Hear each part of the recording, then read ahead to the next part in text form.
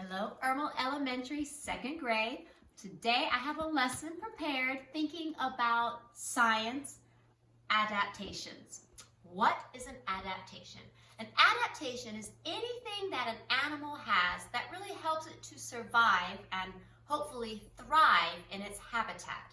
So I thought we would look at this book called Splash and kind of look at some of the adaptations we see in the animals in this book.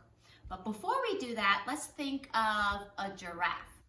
A giraffe has a really tall neck. Why? Why does giraffe have that tall neck?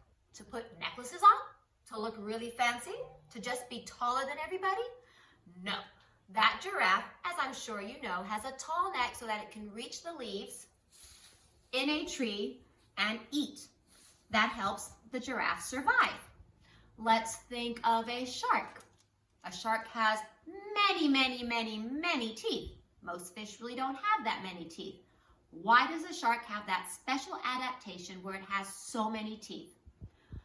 Because it is a fish-eating, meat-eating big fish. And so it really needs those teeth to survive. If it loses one, another one will grow back really quick.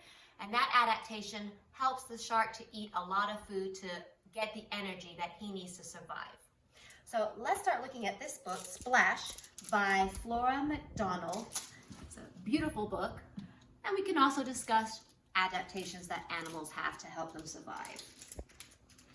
Splash.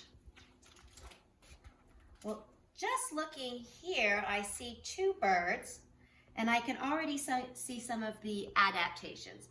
This bird has a special long beak. Because it's a water bird, it uses its long beak to peck at the bottom of the water to catch small fishes and to go through the dirt and get bugs and whatnot. This one not so much, but this special adaptation is the bird's knees bend backwards, which help it walk in the water and not make so much movement in the water, which won't scare away the fish, which allows it a better chance of grabbing more fish. Splash. Hot. The elephants are hot.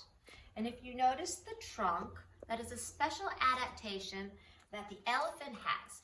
That trunk also helps as a huge hand to grab things. Also, it's like a big straw to suck up water. It's a special adaptation that the elephants have to help it to survive in their environment, in their habitat. Tiger is hot. Tigers are a big pooty cat that have stripes. The stripes is a special adaptation. Not all cats have stripes. The stripes help the tiger camouflage in its environment in long grass. It breaks up the shadows and it helps the tiger hide so that it can sneak up on its prey, the food that it wants to catch and eat. The tiger is hot. Rhinoceros is hot. And if we look at that horn on the rhinoceros, why do you think that rhinoceros has that horn? Because it's so cute? Probably not. It probably uses that horn to help defend itself. So if a tiger is trying to capture it and eat it, he has that horn like a weapon. That's a special adaptation the rhinoceros has. If we look at cows, cows don't have that. Rhinoceros is hot. Let's follow the baby down to let's take a look at the bird. Another adaptation that birds have is, well, wings. Birds have wings and that help them fly. Now, not all birds have wings that help them fly. We all know the penguin has a special adaptation. Their wings are like fins. So wings is an adaptation most birds have to help them fly. Where are all these animals going, I wonder? Water, lovely water. Water to drink, water to, and there we see the elephant using its special adaptation, sucking water. Rhinoceros is not too scared of the tiger right now. He's got his horn right there where the tiger can see. And we all remember that water is a very important thing that all living organisms need to survive. Squirt, squirt, squirt. And we can see the elephant using its special trunk, its adaptation, and having some fun with it. And the word squirt, squirt, squirt is an onomatopoeia. It's a word that means a sound. Look at the beautiful pictures. Splash goes mother elephant. And splash is another onomatopoeia, a word that describes a sound. And we can see the elephant, the mother elephant, using her adaptation. She's using her nose as a hand to have some fun with the baby. Love it.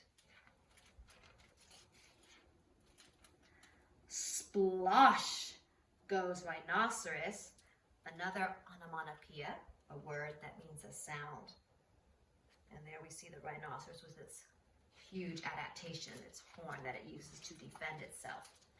Whoosh, splosh goes tiger in his beautiful stripes. Yet another adaptation the tiger has to help it camouflage. Splash, splash, splash, splash. One fascinating thing that I love is look how the colors in the background are changing.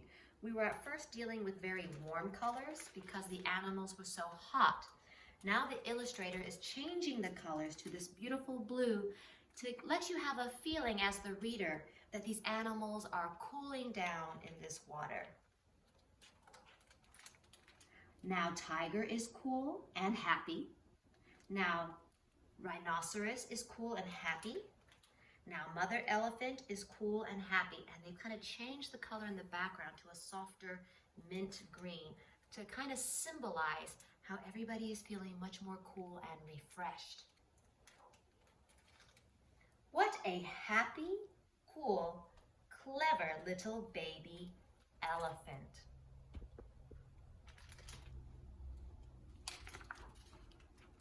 And then we can see at the end of a long day, it is now night.